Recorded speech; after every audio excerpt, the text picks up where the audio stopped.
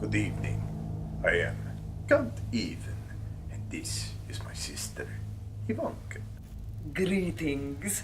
We summon you in the dead of darkness. Through ages, timeless and forgotten. We come to you at night, While you sleep. when you are most vulnerable, so that you will succumb to the transformation. Easily and without a struggle.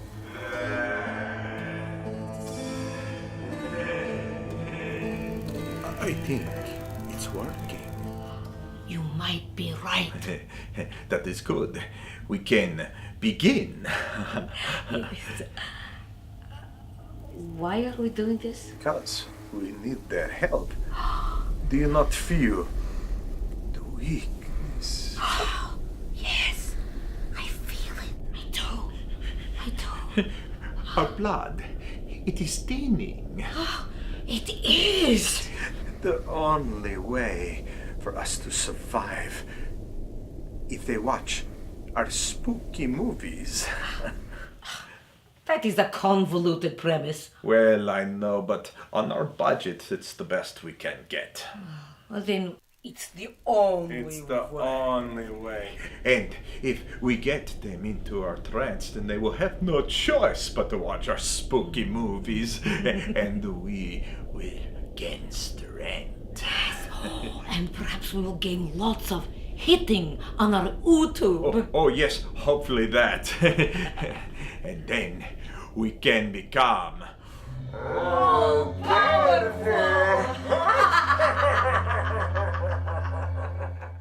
So, with that in mind, We begin our journey. this first movie, it's a story about a man who is missing his wife. And then this bird comes in and wants to give him a hard time about it. What? Yes, it's a bird, from the edge of Seraphim. This bird is a ghost? Well, no, it's more like a haunting reminder of his wife, What does this bird do? Well, not much, really. He only has one line.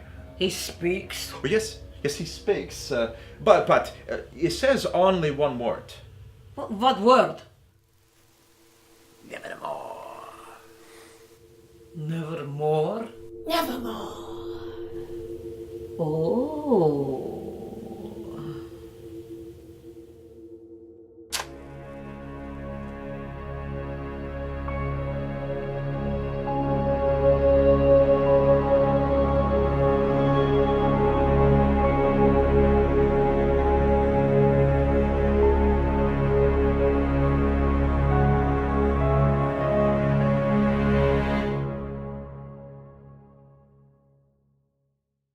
Once upon a midnight dreary, while I pondered weak and weary over many a quaint and curious volume of forgotten lore, while I nodded, nearly napping, suddenly there came a tapping, as of someone gently rapping at my chamber door. "'Tis some visitor," I muttered, chapping at my chamber door. This and nothing more. Distinctly I remember it was in the bleak December, and each separate dying ember wrought its ghost upon the floor. Eagerly I wished the morrow. Vainly I had sought to borrow from my books surcease of sorrow. Sorrow for the lost Lenore, for the rare and radiant maiden whom the angels name Lenore. nameless here forevermore. And the silken, sad, uncertain rustling of each purple curtain thrilled me, filled me with fantastic terrors never felt before. So to still the beating of my heart, I stood repeating, "'Tis some visitor entreating entrance at my chamber door. Some late visitor entreating entrance at my chamber door. This it is, and nothing more." Presently, my soul grew stronger, hesitating then no longer. "Sir," said I, madam, truly your forgiveness I implore. The fact is I was napping, and so gently you came rapping, and so faintly you came tapping at my chamber door, that I scarce was sure I heard you. Here I opened wide the door. Darkness there and nothing more. Deep into that darkness peering long, I stood there wandering, fearing, doubting, dreaming dreams no mortal ever dared to dream before. But the stillness was unbroken, and the silence gave no token. And the only word there spoken was the whispered word, "Lenore." This I whispered, and an echo murmured back the word, "Lenore." Merely this and nothing more. Back into my chamber turning. Oh, my soul within me burning. Soon again I heard the tapping, somewhat louder than before. "Surely," said I, "surely that is something at my window lattice. Let me see then what there it is, and this mystery explore. Let my heart be still a moment, and this mystery explore. 'Tis the wind, and nothing more." Open here I flung the shutters, when with many a flit and flutter in there stepped a stately raven from the saintly days of yore. Not the least obeisance made he, not a minute stopped or stayed he, but with mane of lord or lady, perched above my chamber door, perched upon the bust of Pallas just above my chamber door, perched and set, and nothing more. And this ebony bird beguiling my sad fancy into smiling by the grave and stern decorum of the countenance it bore.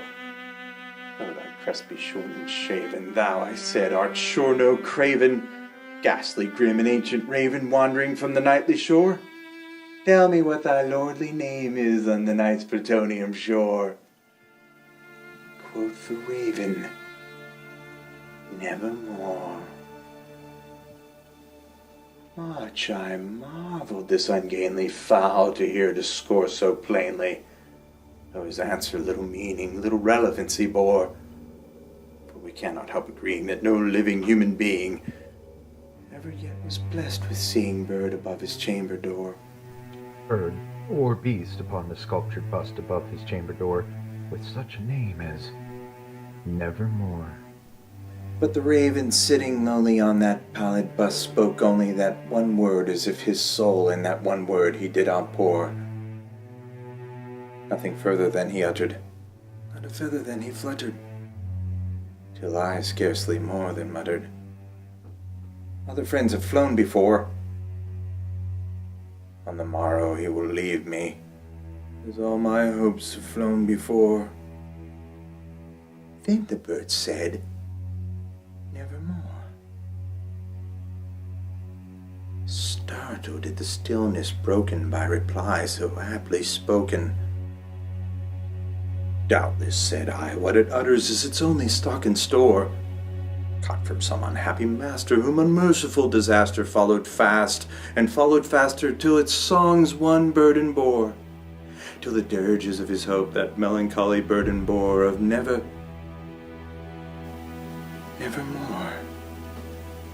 but the raven still beguiling all my fancy into smiling. Straight I wheeled a cushioned seat in front of bird and Boston door. Then upon the velvet sinking, I betook myself to linking fancy unto fancy, thinking what this ominous bird of yore, what this grim, ungainly, ghastly, gaunt and ominous bird of yore meant in croaking, Nevermore. This I sat engaged in guessing, but no syllable expressing to the fowl whose fiery eyes now burned into my bosom's core. This and more I sat divining, with my head at ease reclining on the cushion's velvet lining that the lamplight gloated o'er, but whose velvet violet lining with the lamplight gloating o'er she shall press nevermore. Then methought the air grew denser, perfumed from an unseen censer, swung by seraphim whose footfalls tinkled on the tufted floor. Wretch, I cried, thy God hath sent thee. By these angels he hath sent thee respite, and nepenthe. Thy memory of Lenore, quaff this kind nepenthe, and forget this lost Lenore. Quoth the raven, nevermore. Prophet, said I, thing of evil. Prophet still, if bird or devil, whether tempter sent or whether tempest tossed thee here ashore. Desolate yet all undaunted, on this desert land enchanted, on this home by horror haunted. Tell me, I implore, is there balm in Gilead? Tell me, I implore. Quoth the raven, nevermore. Prophet, said I, thing of evil, prophet still, if bird or devil, by that heaven that bends above us, by that God we so adore. Tell this soul with sorrow laden, if within a distant Aden it shall clasp a sainted maiden whom the angels name Lenore. Clasp a rare and radiant maiden whom the angels name Lenore. Quoth the raven, nevermore. Be that word our sign of parting, bird or fiend, I shrieked up starting. Get thee back into the tempest in the night's plutonium shore. Leave no black plume as token of that lie thy soul hath spoken. Leave my loneliness unbroken. Quit the bust above my door. Take that beak from out my heart. Take that form from off my door. Quoth the raven, nevermore.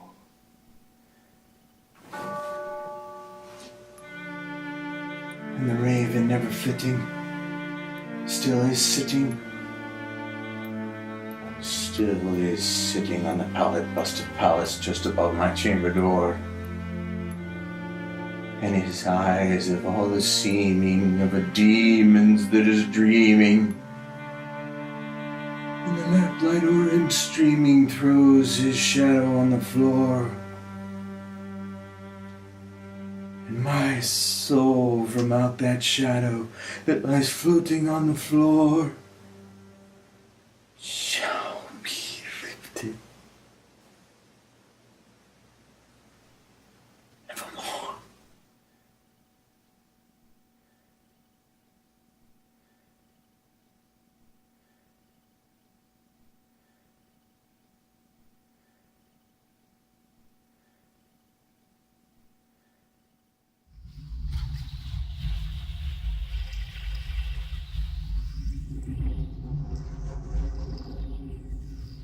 So, you have survived your first spooky movie. You have. Good for you. Even better for us. And how about that guy? You know, I think he had big troubles. What a loon. I think he ran into some foul play. Well, maybe he wanted to wing it, huh? Using one of his many talents. Oh, Ivan, it's working. I feel it. My strength is coming back into my blood. It's already working. That is good. But we need much more. Yes, but now that they have had a taste of it, it will be much easier for them to come back and see the next spooky movie. Oh, yes. And I will give you a hint. It's about a dog named Daisy. But this Daisy is not a good dog.